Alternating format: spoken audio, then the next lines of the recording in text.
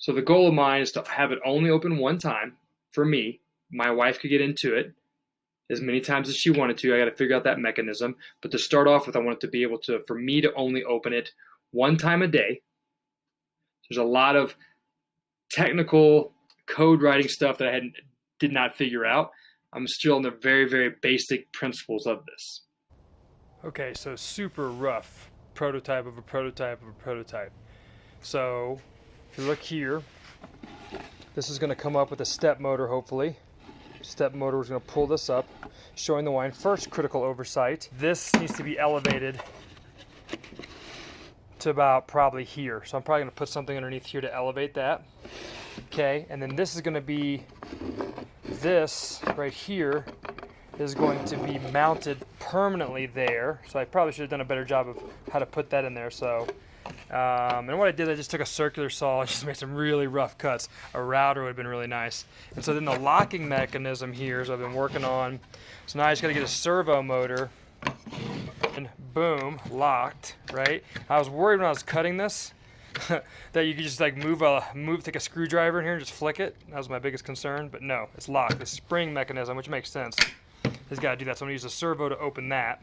Okay, so when it's all said and done, hopefully, I put this in backwards right here, and I didn't make this long enough, deep enough, however you want to say that, back this way. I need to make this a little bit longer, a little bit deeper, if you will. And so then that's going to slide up, and the goal is to have it unlock. See, I got to see once that's permanently in there, that the locking mechanism is good. So I want the servo motor pops it, right? It's going to raise this, the step motor, however that's going to go.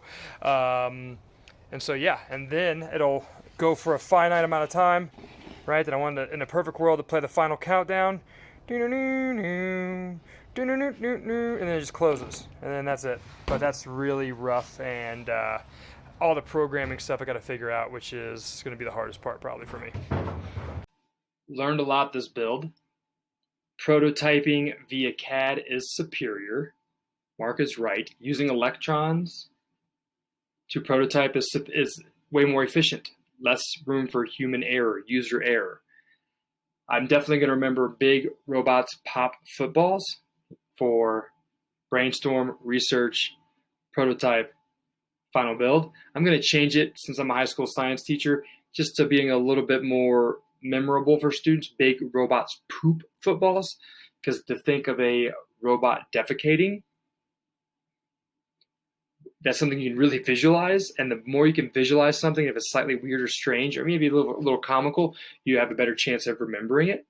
And so, but I do have to learn a ton about CAD, which I've already got SolidWorks from a teacher that teaches advanced manufacturing at my school. So I'm going to learn SolidWorks, and I'm going to learn how to use C++, Arduino, and hopefully by the summer, there'll be a sleek 3D printed maybe version of the Boxo moderation. So the goal of that is to open only once. Go, hit it. Oh no, are you serious? No way.